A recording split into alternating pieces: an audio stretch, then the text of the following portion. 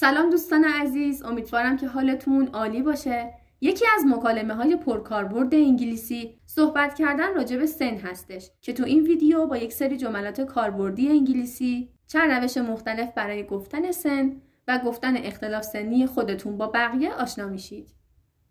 یکی از اولین سوالاتی که تو زبان انگلیسی یاد میگیریم این هست: How old are you?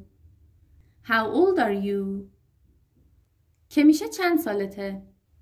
اگه بخوایم یه سوال مؤدبانه تری بپرسیم، به خاطر اینکه یه سریا دوست ندارن که سنشونو بگن، میشه پرسید Could you tell me your age? Could you tell me your age? Could you tell me your age? یا Do you mind me asking how old you are? Do you mind me asking how old you are? Do you mind me asking how old you are? به چند روش میتونیم بگیم چند سالمونه. اولیش این هست I'm که بعدش سنمونو میگیم years old. مثلا من 20 سالمه. I'm 20 years old. I'm 20 years old. من 25 سالمه. I'm 25 years old. I'm 25 years old. البته میتونیم شکل کوتاه‌ترش رو بگیم، یعنی years old حذف میشه. I'm 20. I'm 20. I'm 20. I'm 25. I'm 25.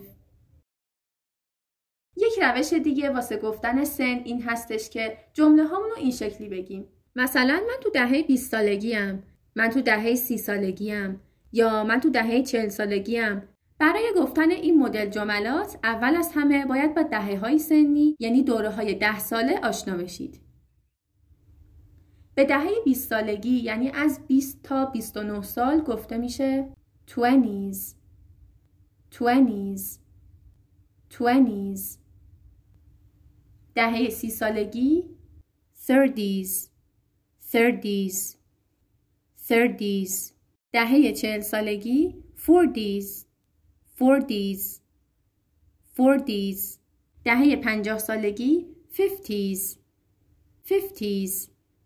50s. دهه 60 سالگی 60s.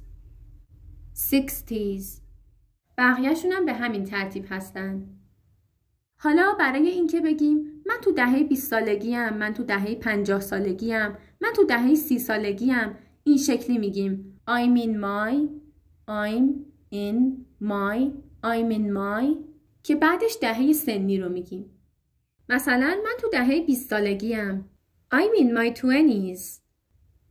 I'm in my 20s. I'm in my 20s. من تو دهه 30 سالگیم. I'm in my 30s. I'm in my 30s. I'm in my 30s. من تو دهه 40 سالگیم. I'm in my 40s. I'm in my 40s. در ادامه اگه بخوایم به جمله هامون جزئیات اضافه کنیم، مثلا یه کسی میخواد بگه من اولای دهه 30 سالگیمم یا من آخرای دهه 40 سالگیمم، از این کلمات استفاده میشه. کلمه early. early. early یعنی اوایل، اولای. mid. mid. mid یعنی اواسط، وسطای. late. late یعنی آخرای. مثلا من اولای دهه 20 سالگیمم. I'm in my early 20s. I'm in my early 20s. I'm in my early 20s. مثلا اگه یک کسی 24, 25 یا 26 سالشه میتونه بگه I'm in my mid-20s. I'm in my mid-20s. I'm in my mid-20s. I'm in my mid-20s. من وسطای دهه 40 سالگیمم. I'm in my mid-40s. I'm in my mid-40s. I'm in my mid-40s. من آخرای دهه 20 سالگیمم. I'm in my late 20s. I'm in my late 20s. I'm in my late 20s. من آخرای دهه 40 سالگیمم. I'm in my late 40s. I'm in my late 40s. اگه تازه رفته باشیم توی سنی، مثلا یه کسی میخواد بگه من تازه 18 ساله شدم یا من تازه 30 ساله شدم. اینطوری گفته میشه. I just turned. I just turned. I just turned. که بعدش سنمونو میگیم. مثلا I just turned 25. I just turned 25. I just turned 25. من تازه 20 ساله شدم. I just turned 20. I just turned 20. برای گفتن اختلاف سنی هم از این ساختار استفاده میکنیم. We are که بعدش عدد میگیم years apart. مثلا We are 5 years apart. We are 5 years apart. We are 5 years apart. ما 2 سال اختلاف سنی داریم. We are 2 years apart. We are 2 years apart. ما هم سنیم. We are the same age. We are the same age. We are the same age. اون از من بزرگتره که اگه خانوم باشه میگیم She's older than me.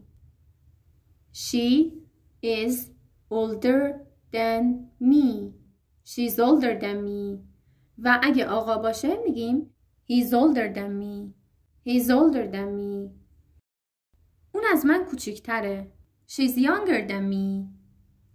She is younger than me. She's younger than me.